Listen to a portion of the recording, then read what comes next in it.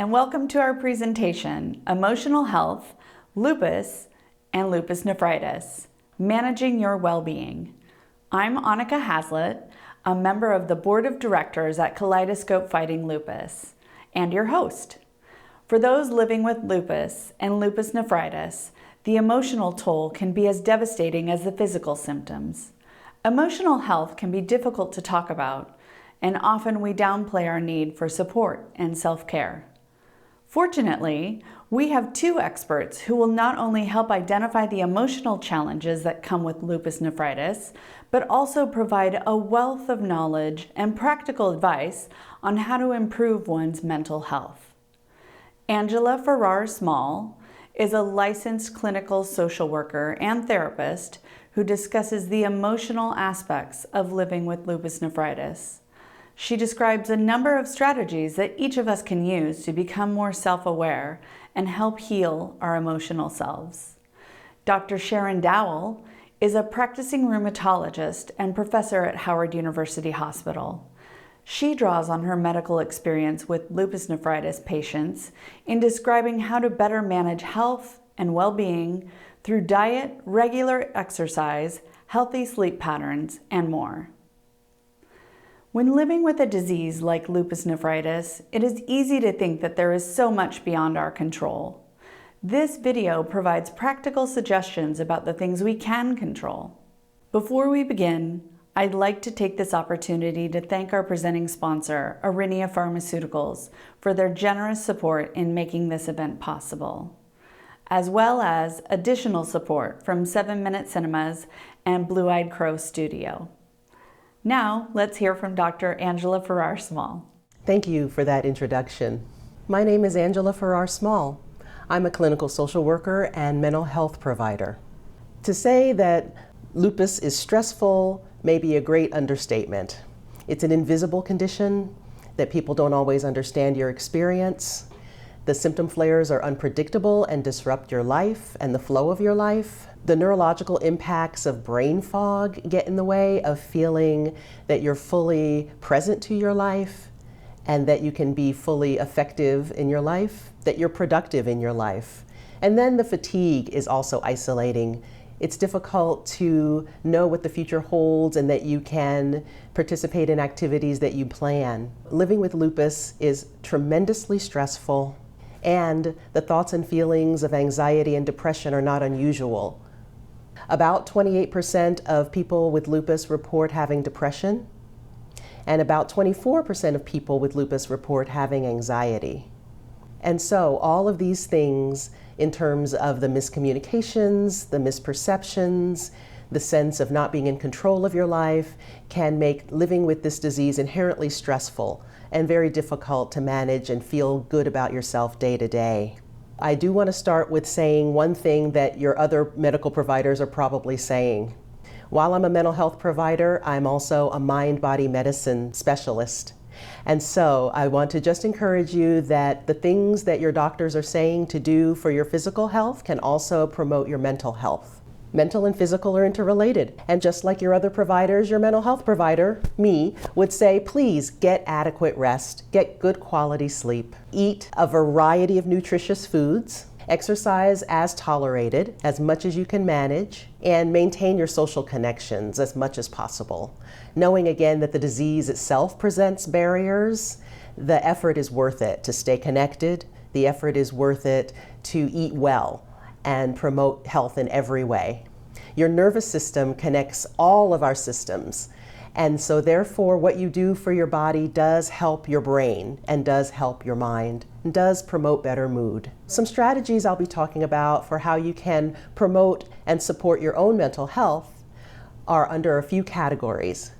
Cognitive, how you think. Behavioral, behaviors that you track. Mindfulness, the way that you are within yourself and how you notice yourself. Self-compassion, how you treat yourself when things are difficult. And time in nature. First, cognitive interventions. Cognitive strategies help us to examine our habitual ways of thinking, to see what works to see what contributes to good quality of life, and then for those thought patterns that aren't good and aren't helpful to us, we adjust them. How we do that is through keeping a log of journal of thoughts, and also just noticing some of the assumptions that we make. Some of those assumptions may not be accurate and may be getting in the way of us really feeling as good about things as we should. Particularly identifying automatic negative thoughts is really important. And then devising ways to have a rational alternative thought to replace those negative thought patterns. And also, it's really important for you to understand what you can control and what you cannot control. If you accurately can assess what you can control and can't control, a lot of stress will be relieved. Trying to control what we can't control is futile and a waste of our precious, precious energy as people living with chronic illness. So back to the ants, automatic negative thoughts. There are a couple in particular that plague people living with chronic illness a lot. The experience of living with chronic illness can be so frustrating that a negativity bias can build up. Negativity bias is seeing only the problems before us and excluding what's good, excluding what's working. Any of us can have negativity bias, but it can really build up in people who are struggling with chronic illness. Another well-researched major area of cognitive concern is catastrophizing thinking. Catastrophizing thinking is always expecting the worst case scenario, jumping straight to the worst case. When a small barrier comes up, when a symptom first begins to arise, to then jump to, oh, I'll never be able to do blank, blank, blank again. That's catastrophizing thinking. And research on catastrophizing thinking and chronic illness and chronic pain shows for 50 years a connection between that particular kind of negative thinking and having more difficulty managing illness. Catastrophizing is also characterized by feeling helpless, like there's nothing you can do, ruminating over and over and over again, going over the worry, the catastrophizing thought that the worst case will happen. And it also magnifies distress. So that particular symptom gets bigger in your mind with catastrophizing thinking. It's really important to begin to examine where these things come up. Again, they're automatic. And without actual attention to change them, they can really get in the way of feeling as good as you can, even living with a difficult chronic condition. It's often seen that catastrophizing is connected to depression and chronic pain in particular. And so it's important to keep a log of the thoughts, keep a log of the feelings, because cognitive theory says that our thoughts and feelings are always connected. It doesn't matter whether the feeling comes up first and that's what you notice first, or whether the negative thought comes up later and you notice that later. Keeping a log can be very helpful to just begin to see how often certain patterns of negative thinking come up. And with practice, coming up with something that is reasonable as an alternative thought. As an example, as opposed to, oh, I'm never going to get to do my favorite hobby again, a more rational, realistic thought is, it may be difficult to do today, but it's going to get better. With some work, I'm going to feel better. With some time, I will feel better. So that's a little snapshot of cognitive interventions. Now looking more at behavioral things. Again, keeping a log can be very helpful. You keep a log of activities, keep a log of how long you were doing those activities, and practice activity pacing, which is balancing the need for rest with the time that you are active.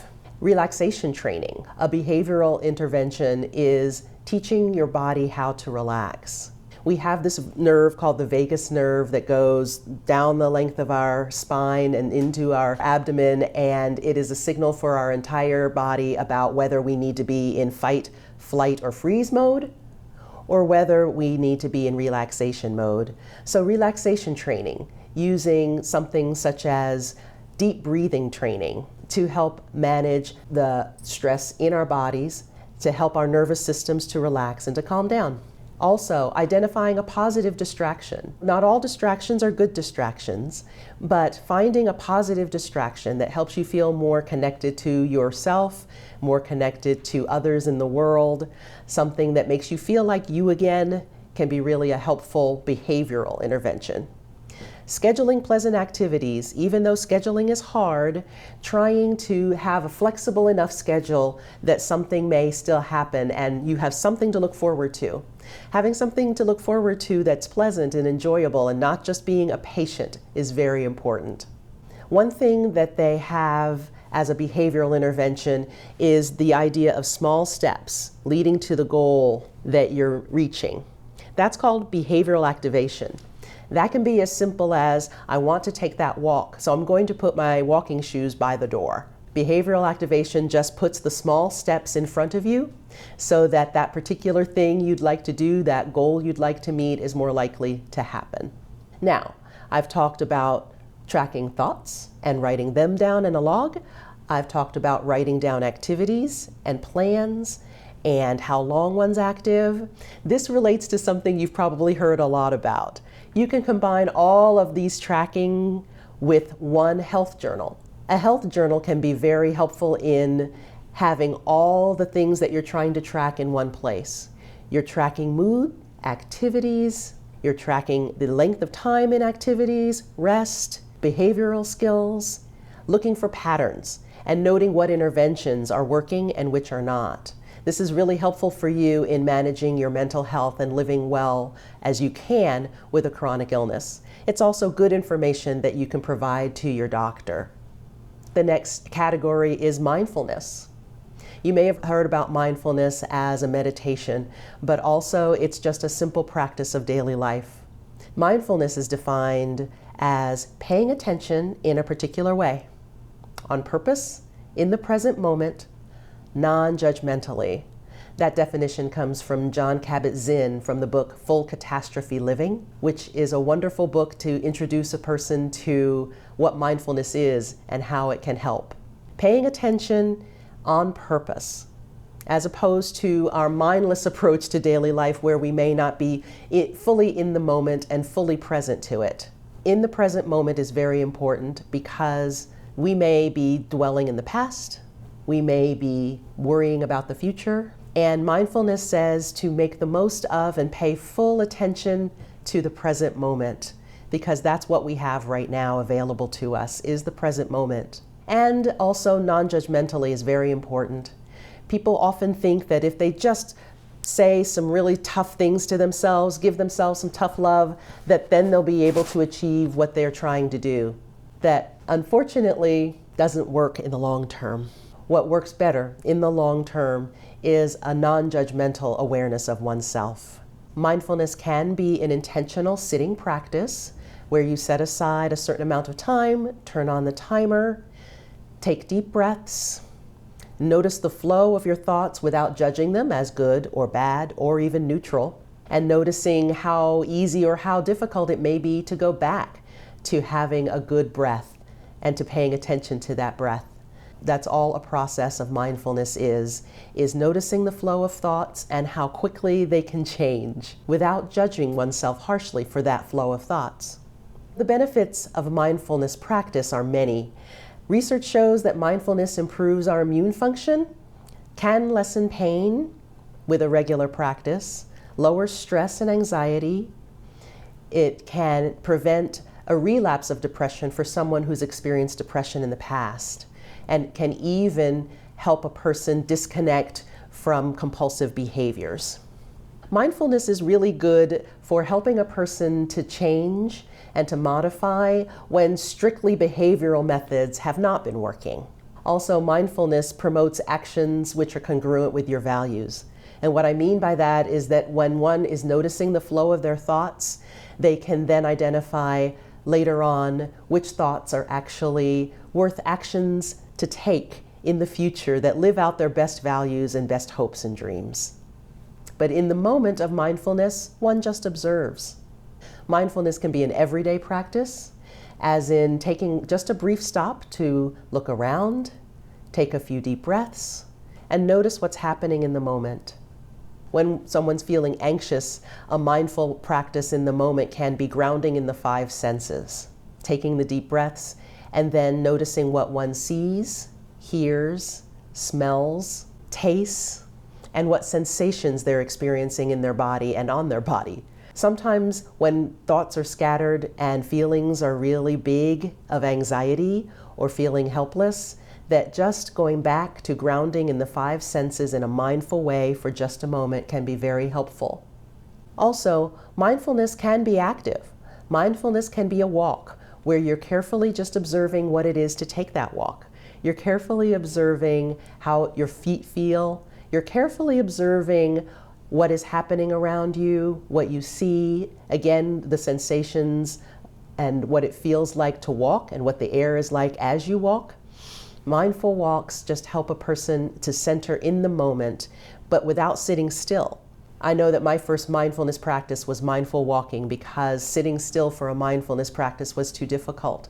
And sometimes if you're feeling too much pain in your body, certain kinds of pain can actually be relieved by a little bit of movement. And so a mindful approach to that movement can help. One of my favorite tools that I work with my clients a lot is mindful self-compassion. So under that general umbrella of mindfulness, I like this particular practice of self-compassion.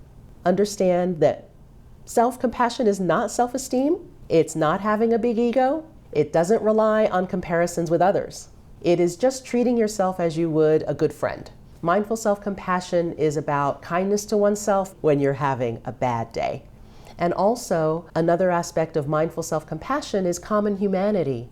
Sometimes living with a chronic illness, you might feel that you're just not the best person because you can't do everything. And common humanity says all of us have limits. Common humanity says everyone with lupus is struggling in their body in some way at some time, and that you are with others in the world, that you can be a human among other people. You're not the worst human. Common humanity says you're just a person doing the best you can. And again, back to mindfulness, it's non-judgmental awareness of self in a self-compassion practice. Non-judgmental, again, without labeling ourselves, calling ourselves names, just being aware of the feelings and thoughts that we're having, putting ourselves with common humanity with other people, knowing that we're not the only person who struggles in life, and that we don't have to judge ourselves for what we're experiencing. Research on self-compassion shows that it lowers symptoms of depression and anxiety, and it lowers a need for perfectionism. It increases motivation. That mean talk to yourself is not helping you get where you want to go. Self-compassion is more likely to get you there and keep you motivated to grow, to improve, to work with your providers to feel better. Mindful self-compassion is likely the mediator between mindfulness and good health outcomes. And mindful self-compassion increases the likelihood of a person actually taking responsibility for errors that they've made. Some people assume that mindful self-compassion means slacking off, that it means not taking responsibility. And actually research shows that having this approach to oneself actually helps a person to take more responsibility and to make apologies if necessary and repair relationships. And it increases compassion for others. And that can help your relationships too, to be kind to yourself and then also have more resource within yourself to then be kind to others. Let me give an example of a brief self-compassion break that you could do. It's really important for our nervous system that we have a gesture that we can use to take care of ourselves when we're feeling distressed.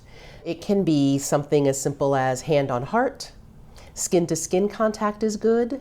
Hugging oneself, stroking your arm, something simple like that can really work to begin to calm your nervous system and to feel less worried and distressed. You may feel silly at first doing this, but please understand your nervous system does not care. Your nervous system is still just going to respond to kind touch that you give yourself. A soothing gesture for yourself will still work on calming your nervous system down and preparing you for the rest of this self-compassion practice. First, the kind gesture to yourself, taking some deep breaths and naming your emotion. Oh, I'm really worked up right now. I'm so anxious. Other people feel anxious sometimes. Other people might feel anxious dealing with what I'm dealing with. That's the common humanity part of a mindful self-compassion practice. Other people have been here before. And then self-kindness. May I be kind to myself and figure out what I can do to help myself right now is the last step.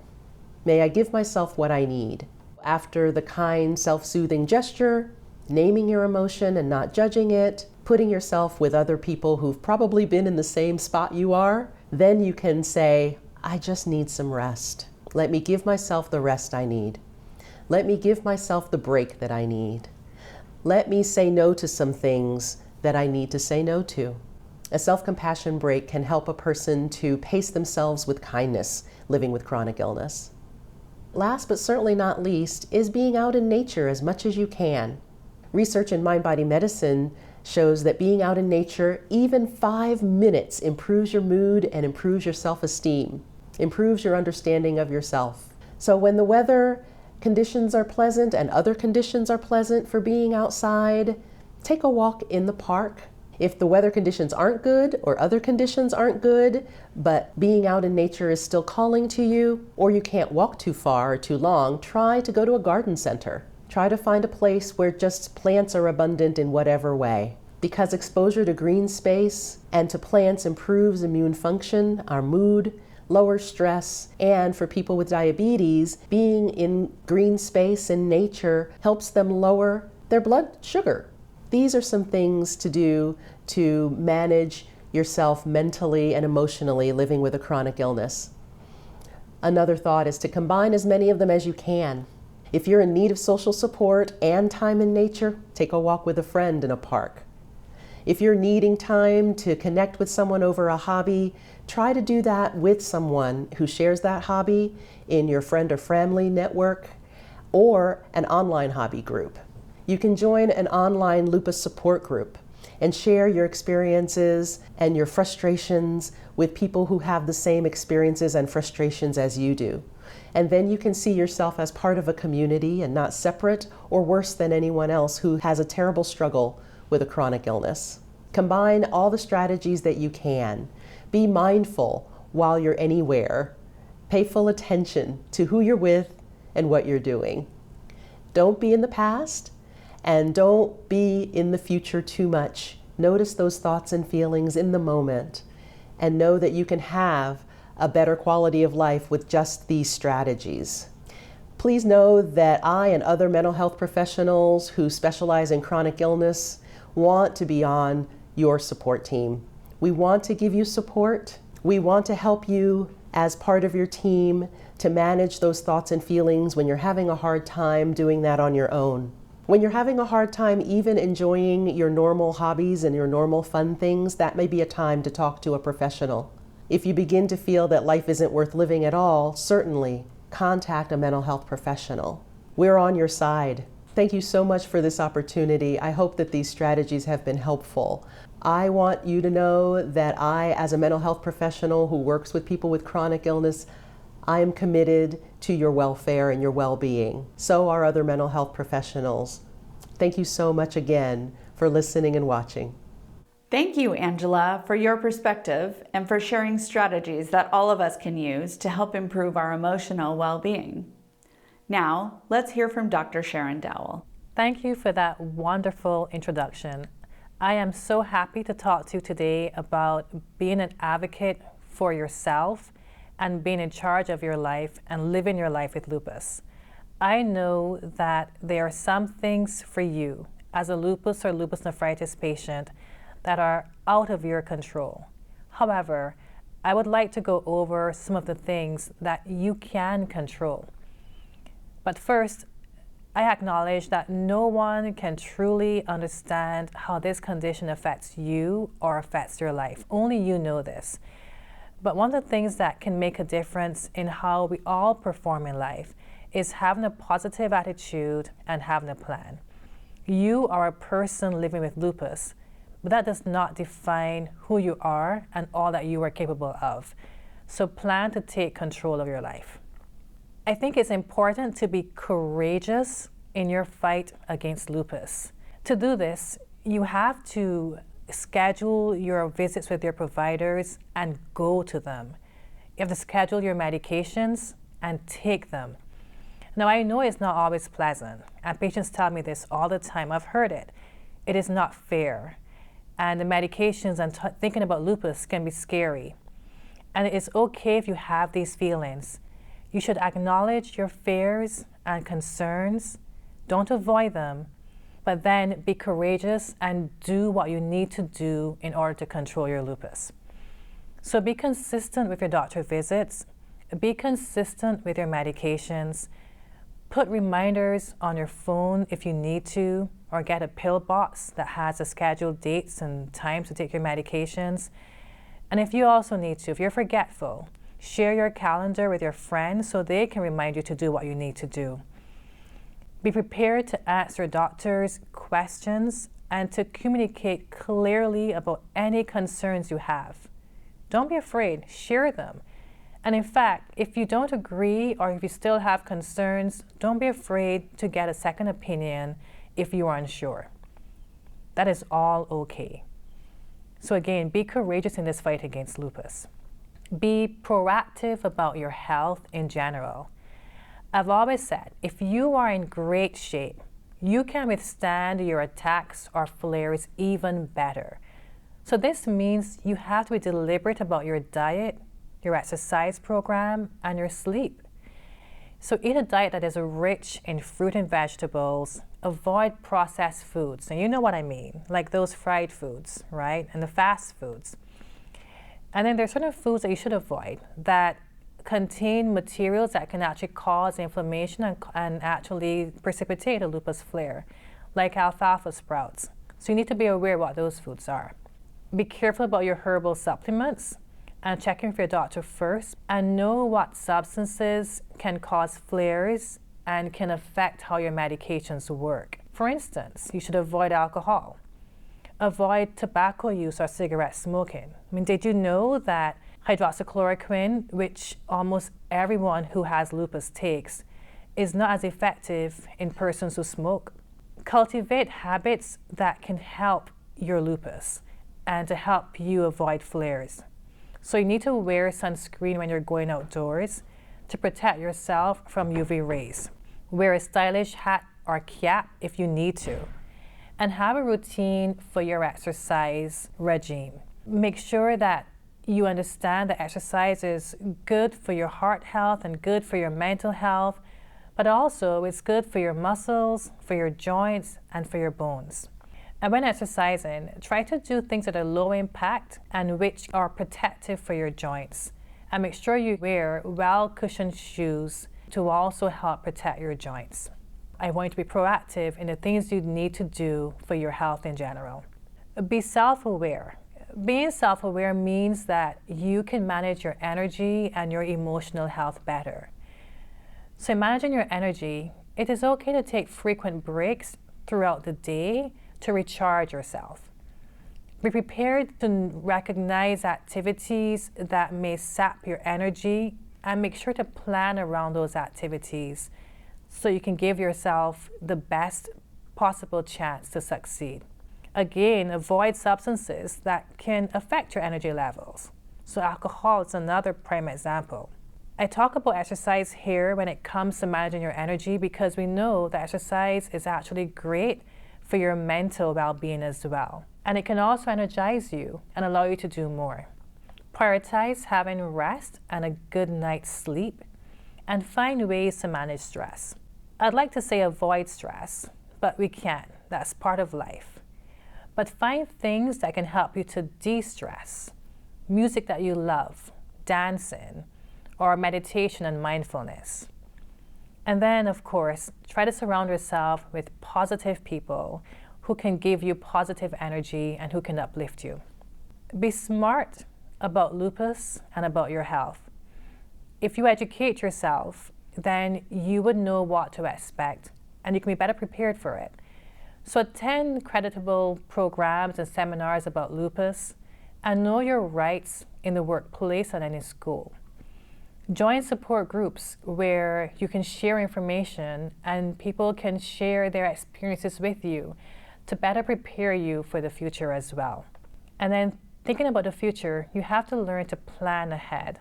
You can therefore begin to prioritize the things that are important to you to make sure you can achieve them. This is important in every aspect of life.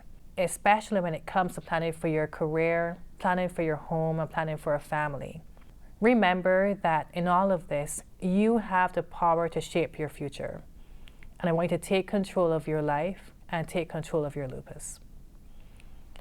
I also want to thank Kaleidoscope Fighting Lupus for sponsoring this talk today. And I hope that this was information that was helpful to you and that you truly listen and take control. Thank you. Thank you, Dr. Dowell, for sharing so much about how each of us can take more control over our own health care and improve how we feel. This brings us to the end of Emotional Health, Lupus and Lupus Nephritis, Managing Your Wellbeing. We hope you found it helpful and informative. Once again, a special thanks to our presenting sponsor, Aurinia Pharmaceuticals, for their continued support of those living with lupus nephritis. We also thank 7 Minute Cinemas and Blue Eyed Crow Studio for their help in making this presentation possible. Finally, we want to thank you for watching. We encourage you to visit our website at kaleidoscopefightinglupus.org. Follow our social media platforms for the latest lupus news, program information, award-winning articles, and so much more. Thanks for spending time with us. And remember, you are not alone. I'm Annika Hazlitt for Kaleidoscope Fighting Lupus. Know that we are here for you, and please, take care.